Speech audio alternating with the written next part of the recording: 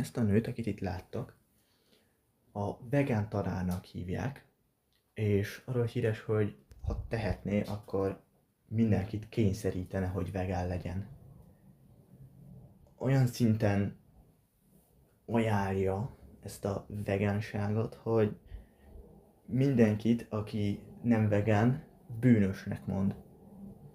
És olyan embereket, akik kiposztolják így a médiumokra, hogy húst esznek, azokat megkritizálja és gyűlöli. Vannak neki érdekes dalai, és szokott énekelni, meg gitározni.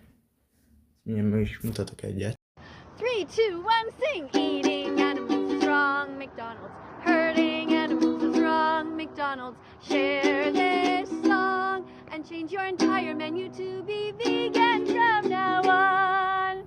Elég erőszakosan akarja elterjeszteni ezt a vegánságot, és elvileg elég állatbarát, de az egyik videójában azt mondta, hogy a macskák, akik ugye állatok, macskáknak olyan fehérjékre van szükségük, amik csak húsban találhatók meg.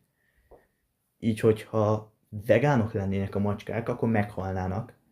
És azt mondta, hogy vagy hagyjuk őket meghalni, vagy írtsuk ki őket. Szóval így eléggé megdőlt az a nézetünk, hogy jó az állatokhoz. És egyébként van egy kutyája, úgy hívják, hogy Bella, és hát vegán szegény kutya.